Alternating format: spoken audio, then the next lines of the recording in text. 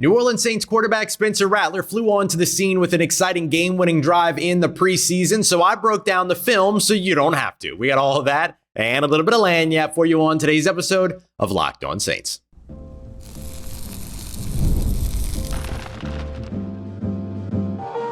You are Locked On Saints, your daily New Orleans Saints podcast. Part of the Locked On Podcast Network, your team every day.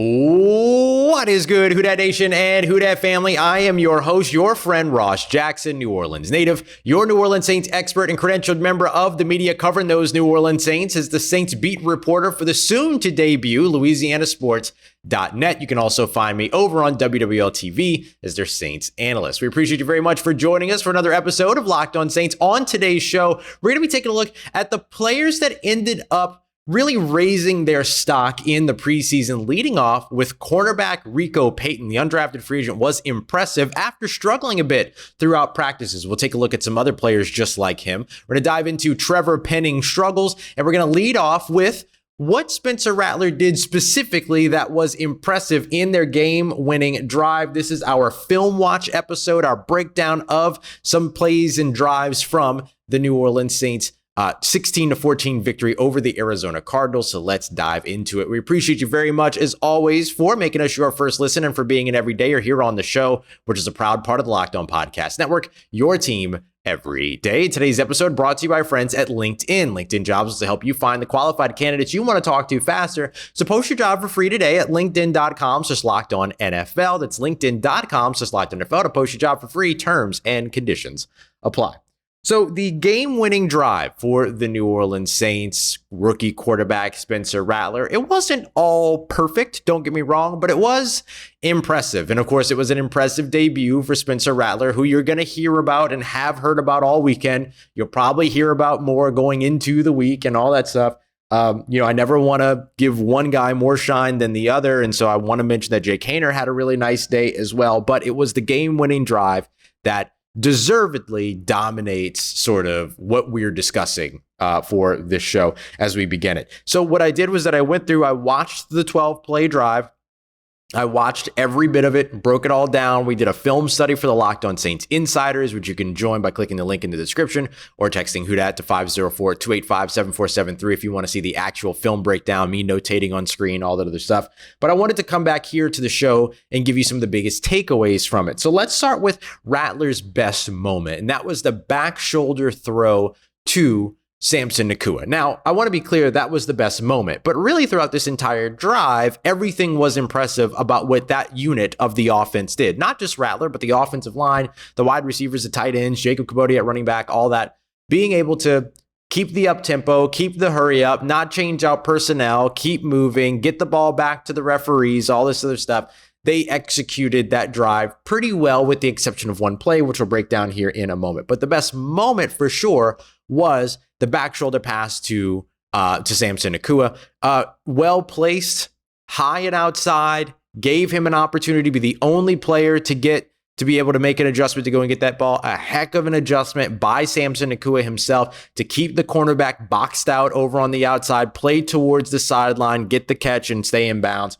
Really, really nice stuff from Samson Nacua, but really, really good stuff from Spencer Rattler. And one of the things that made the Spencer Rattler piece even more kind of impressive to me is that 2 plays before that, he actually missed on a back shoulder throw to Samson Nacua. Put it a little bit too low and a little bit too far underneath. Wasn't able to make the adjustment to the ball was Samson Nacua, and so it ended up falling incomplete out of bounds. So at least it was placed in a good spot to where it was either going to be that Nacua caught it or it was, a dead ball. Didn't put the ball at risk, didn't throw the DB into the play, anything like that.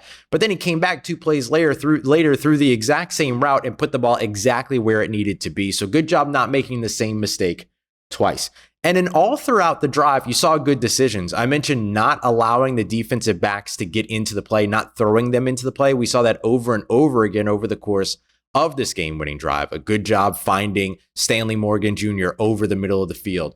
Nice, smart decisions, checking down to Jacob Kool-Aid when you have all 4 other route runners pushing upfield against the cover 3, where you have 4 linemen underneath or 4 defenders underneath, 3 defenders over the top, and those defenders underneath are getting a lot of depth. Check down, go to the running back, let him turn upfield and go and get some yards. Really good decision making there. Good throws to Michael Jacobson as well. They ran kind of this double out pattern at one point where you had a pair of outs on one side, a pair of outs on the other side. And just as a reminder, outs are basically just pushing upfield and then a 90-degree to turn towards the boundary, towards the out-of-bounds side, hitting Samson Nacua on the sideline. Another good catch by Nacua in those moments. So just a series of good decisions, good ball placement, good timing, all of those things. I want to highlight the moment, though, that I think you look at and you go, okay, here's a place to improve. And it was a 2nd and 10 timeout that had to be taken to avoid a delay of game penalty. Get in the huddle, call the play, get out of the huddle. I understand that the clock is stopped. I understand that you got out of bounds and all those other things, but don't waste time. Get in the huddle, get the play in, get out of the huddle, get to the line, run the play. Took a little bit of time meandering and all these other things, getting everything together. And so the coaching staff had to burn a timeout, the final timeout in that moment with 11 seconds left on the clock. That could have been a big deal for this team. Now, they ended up, throwing an incomplete pass on the next play. They get to the 3rd and 10. You get the Charlie Smith field goal on 3rd down. No harm done. Everything ended up fine. But if you're looking for a place where you could maybe see some improvement, that is definitely the place right there where you'd like to see a little bit of improvement. And that's just handling that situation with a little bit more urgency, a little bit more poise, all of that. But otherwise, great poise across the entire offense as well. Offensive discipline was outstanding throughout this game-winning drive.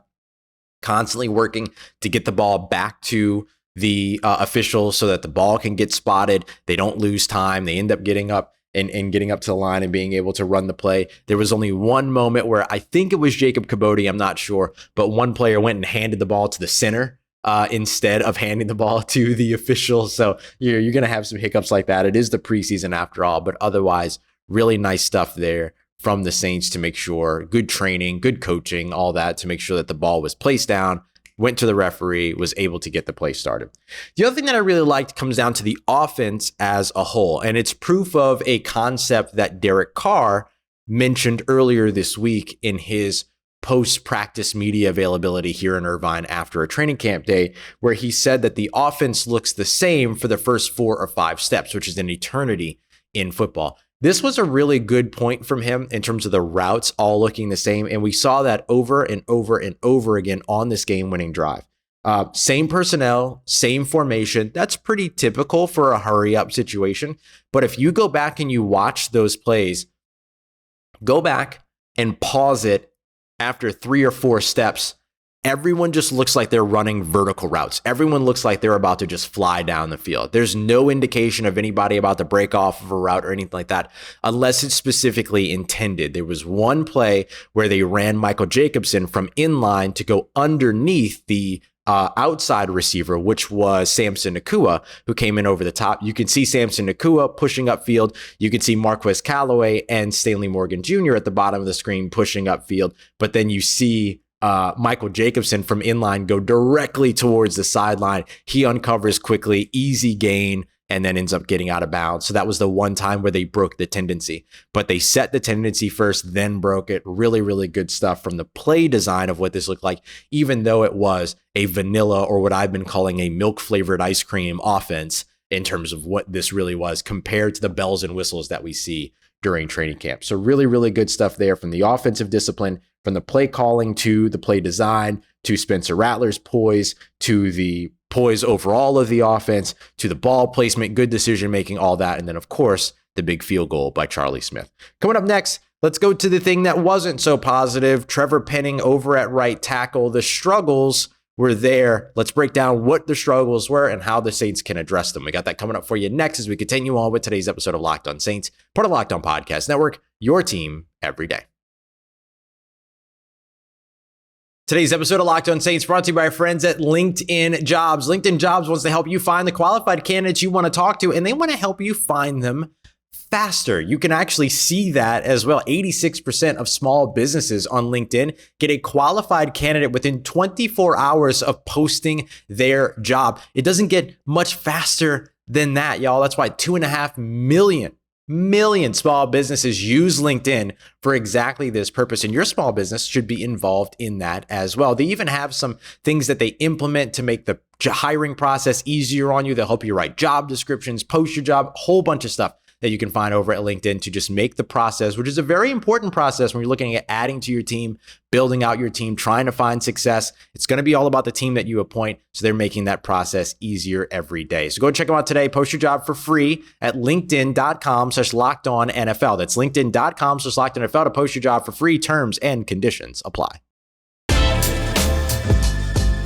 All right, family. It looked to me like Trevor Penning's struggles came all down to technique. And I'm not the only one. Someone much smarter than me alluded to that as well. Continuing on here with today's episode of Locked On Saints. We appreciate you very much making us your first listen of the day every day. For your second listen, Vinny and Michelle over at Locked On Fantasy Football. They're getting you ready. They're going to make you the smartest fantasy football player in your fantasy football league. So go and check them out wherever you get your podcasts and on YouTube. Proud part of Locked On Podcast Network, your team every day. Daily fantasy advice. Like, it doesn't get any better than that. All right. So I want to break down now Trevor Penning's day because his struggles really kind of came down to a lack of technique. And I want to make sure that I'm backing that up with another opinion.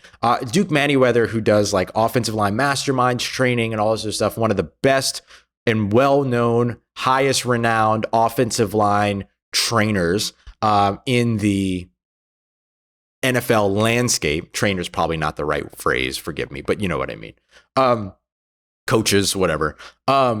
He is somebody that Trevor Penning worked with over the course of the offseason, along with also doing some work with other guys and stuff like that. But spent a lot of time with Duke Manyweather, who has consistently helped to create and foster and develop offensive line talent across the NFL. It's hard to find a good offensive lineman around the league that hasn't had some interaction, some coaching, some work with Duke Manyweather. The guy knows what he's talking about. He was asked on Twitter about Trevor Penning. And one of the things that he said was, or what he said was, and I quote, I saw a player that didn't trust himself to play with technique at all, went away from everything. Dennis Allen kind of backed it up, said that he saw a little bit of that himself, so that would be a fair assessment. I think from what I saw, I would have to agree with that as well. And who am I to disagree with Duke Manyweather anyway? But he's much bigger than I am. But when it comes down to watching the game, I think it was pretty easy to see. There are moments where he was just up too high too, right? Not anchoring, not getting low, not winning the leverage battle. There was, I think it was the second play of the game where he ended up getting toppled over because he was just up too high and his leverage was working against him, all these other things. In the second drive, gets completely walked back by a defensive lineman that he eventually ends up kind of tossing down. And it actually ended up that defensive lineman landed on the back of Derek Carr's left leg, I believe. So that could have been catastrophic, potentially. Probably should have been a flag, but it's fine. Everybody ended up okay out of it. But these were some of the things that I think that you've seen from Trevor Penning. And I think it's discouraging to see it because you're seeing a phrase which stands out to me from Duke Manyweather's tweet, went away from everything, as if we've talked about this. He's worked on this, and then he just went away from it all. So what's causing that? Is it the pressure of a game? It's a preseason game, right? Like, is it the pressure of the moment? Is it the, is there some other, kind of mental block for him in terms of him being out there and kind of being overwhelmed and then going away from the technique, trying to rely on, God-given strength and God-given ability, which, look, God-given strength and God-given ability will get you a lot of places, but it's not going to get you many in the NFL, right? Like, you have to have technique. You have to always be able to fall back on those things. So there's a little bit of good news and a little bit of bad news here. The bad news is that, like, falling off on your technique should never be something that you see from an NFL starting offensive lineman, particularly a first round pick and a guy that was considered a first round talent. That's not something that you should see. The good side of it, though, is that if he went away from his technique, what does he look like with his technique? And can you get him there? And then maybe when he actually performs with his technique in an in-game situation, which, remember, he's learning a lot of new things this offseason that hopefully he'll be able to bring in, maybe he'll be able to gather a little bit more confidence. So we'll have to see. I think he should receive playing time in the second preseason game and in the third preseason game, for that matter. One of the things that the Saints constantly said about him last year, despite keeping him off the field, was that he needed reps, which at that time was kind of an oxymoron in that situation, right? Opposite of what you're saying versus what you're doing. But here's an opportunity to go out there and get him more reps. He played 25 in Saturdays, or 22, I think, on defense, on offense, 20 plus, let's just say, in the preseason game week 1 against the Arizona Cardinals. He needs another 20 plus against the San Francisco 49ers. And I'd say he needs another 15 plus going up against the Tennessee Titans, if not more. And so give him that opportunity to go out there, play with his technique, and see if he ends up improving. So I imagine that that's what the Saints will be working on here. One of the other things that I think you saw a lot of technique-wise is like Trevor Penning has always struggled against the speed rush moves to his inside shoulder. If you're an everydayer, you've heard me talk about that since his draft evaluation. And I've just never seen him improve in that category. Not from, college to his first pro year, which he never really got to play, but in the times that we did see him in the preseason, he still struggled with that. From his first year to his second year, and then now from his second year to his third year, just no improvement in that area. And some of it is that when he drops back into his pass set, he leaves so much of the inside open. I don't know if that's something that the Saints train, though. And so I don't want to be critical of it, because that might be part of their technique in terms of what they're doing. But if that is the case, and he's going to get that big split between him and the left guard and not be able to have help from the left guard in that situation, you can't keep getting beat on the inside, because you're allowing a beeline directly to the quarterback in those situations. So that was another issue that we've continuously seen. And then the other thing is that I felt like he just wasn't a guy that like shot his hands in an aggressive manner to initiate contact with the defensive back, or excuse me, the defensive end. Defensive end kind of had all the run and all the control of how this pass rush rep was going to go. He just kind of responded as opposed to being aggressive. Again, I don't know if that's something that the Saints teach, but it's certainly something that did not work in his advantage. He's got to kind of be the aggressor in these situations, just like he is in the run game. I thought he performed well in the run game. Just didn't perform so well in the passing game. Got walked back at one point, almost got walked back directly into Derek Carr, got knocked over the second snap of the game after getting walked back a little bit, lost on that inside rep that could have been a big play to Chris Olave down the right sideline, and instead forced an overthrow from Derek Carr. Just not enough of what you're expecting to see and what needs to be shown by Trevor Penning. So some people have asked about, like, what do you do now? Do you trade for a right tackle? The thing that's tricky about the trade thing is that, like, you can't just trade for a starting caliber right tackle.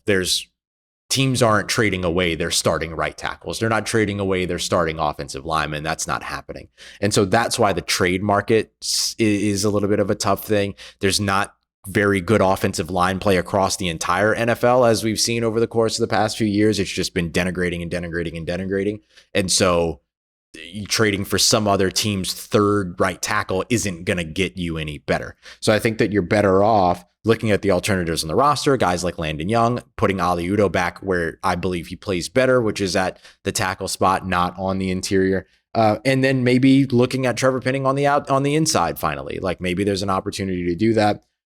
You're also watching for roster trimming after the preseason and everything, but I think you don't have to rush into any of that. You have practices here this week. You've got the San Francisco 49ers on Sunday. There's an opportunity for you to just be able to get him out there and show that he can play with technique. Never mind who's in front of him. Never mind who's available, who's rushing him, anything like that. Never mind any of that. Can he play with the technique when he's out there on the field and not lose it? That's going to be the big thing that he's got to be able to prove. If he does that, you start to feel a little bit better about where the projections are, and then maybe the confidence is there and he starts to build. I don't know. But if I'm the New Orleans Saints, I'm still getting ready for alternative pathways if I need to. That's kind of where I sit on all of it, because that tape was not promising, did not give much confidence in terms of where things are headed for Trevor Penning and that right side as a whole. All right, coming up next, let's take a look at some players that changed their outlook, including Rico Payton and other guys on the offensive line that did perform well. We got that coming up for you as we continue on and wrap up today's episode of Locked On Saints, part of Locked On Podcast Network, your team every day.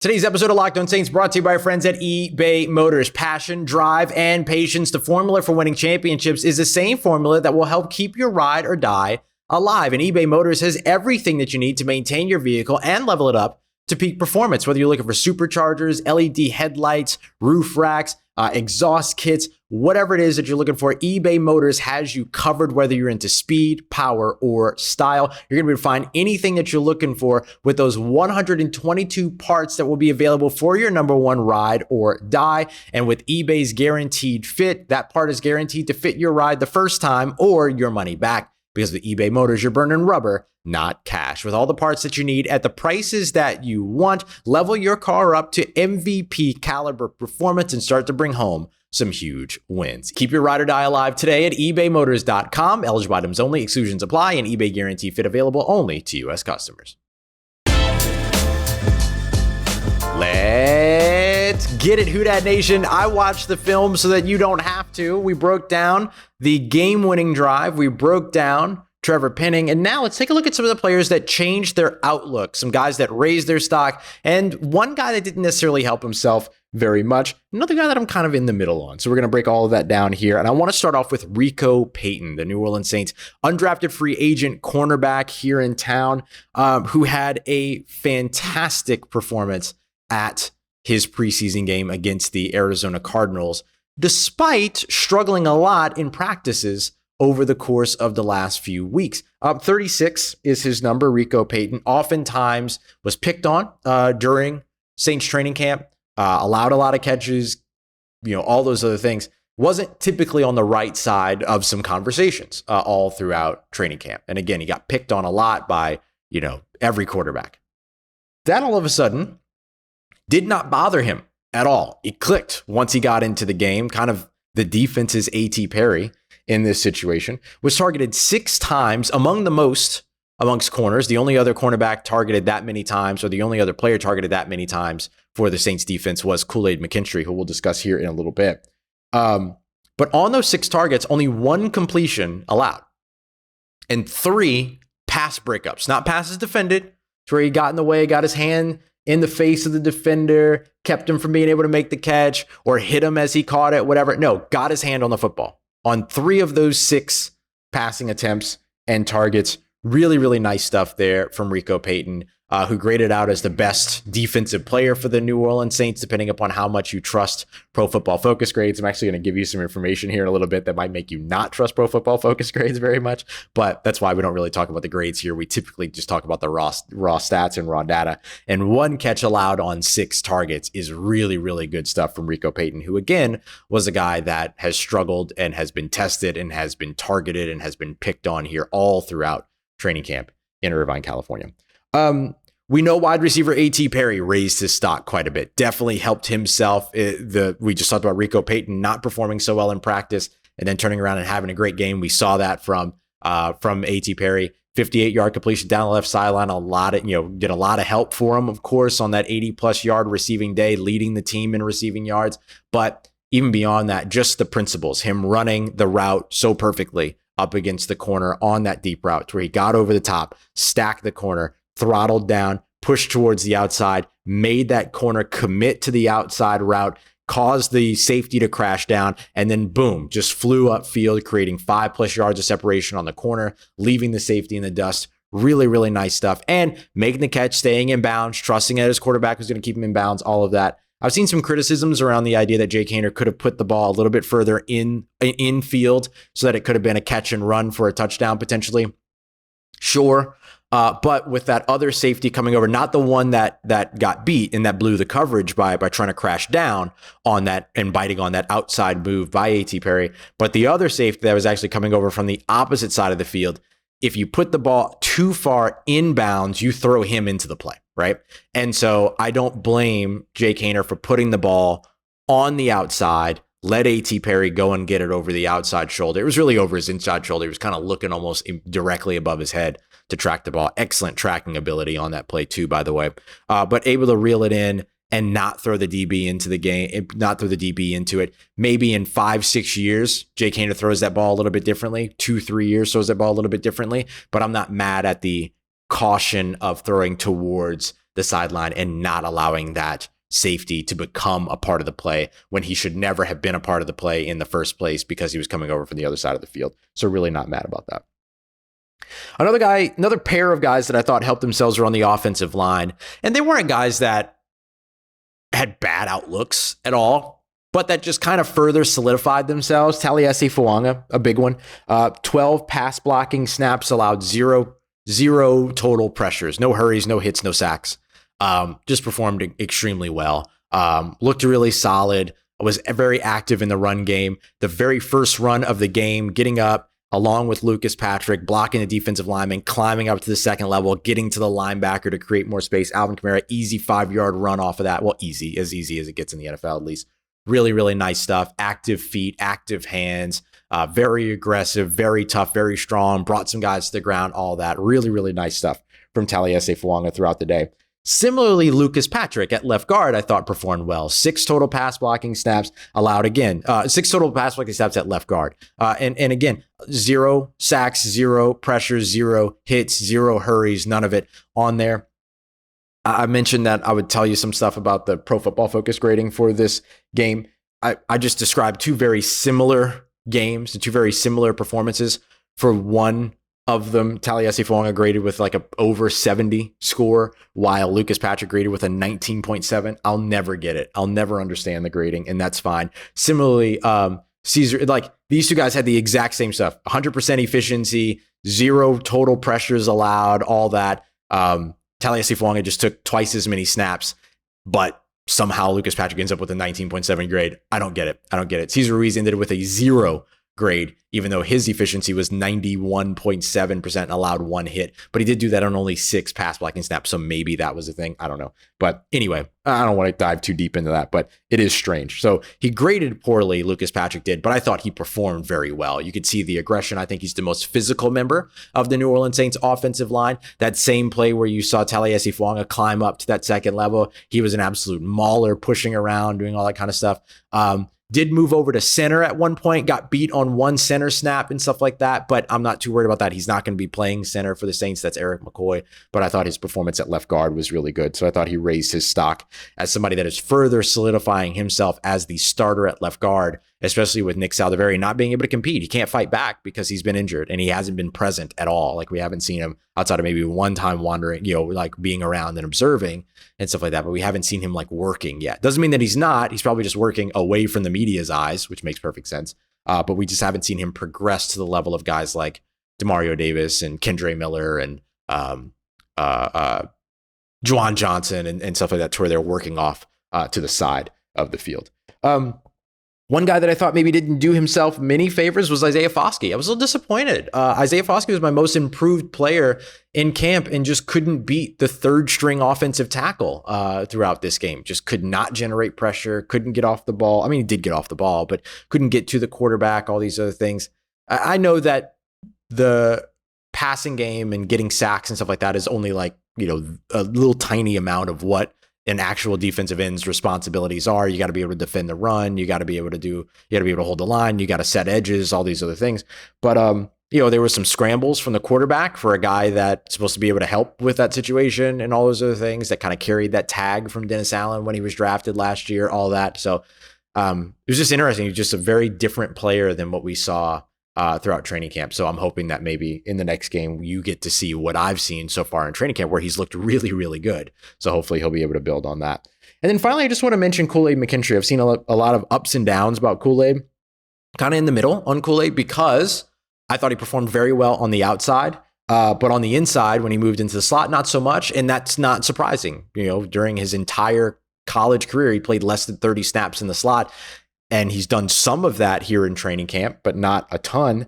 And so he allowed 4 catches on 6 targets, but 3 of those 4 catches were all from the slot. So I'm not super worried about Kool-Aid McKinstry because I look at him as an outside corner anyway. But I thought he performed well on the outside, struggled a little bit, or not struggled a little bit, but got tested quite a bit on the inside. Came back with a really, really good practice day right after this game. So I'm not worried about Kool-Aid, but I've seen a lot of hot and cold on him. Every reason to kind of meet in the middle here. Didn't perform as well in the slot, performed pretty well on the outside. That's the story of Kool-Aid McKinstry in this first game. Let's see where he goes from here. And I think it will be nothing but up when it comes to Kool-Aid going through there. Oh, yeah. All right. We appreciate you very much for checking us out and for making us your first listen of the day today. No practice today, so no live show later. We'll have another show for you tomorrow morning, though, before Saints practice begins on Wednesday. That show will probably be up a little bit later, too. I'm just trying to take some time to relax and things like that. So we'll get all that out to you, and then we'll be live again tomorrow afternoon from UC Irvine following practice. We appreciate you very much. As always, making us a part of your day, part of your routine, for saying yes to me on the show. As always, if you see me, please say hi. If you need anything else around your New Orleans Saints in between these episodes, make sure you follow me on your favorite social media at Ross Jackson, NOLA. Hit me up. They're not a family's doing them, how you living. Let me know how you momming them. And trust Who Dat Nation. I'll holla at you.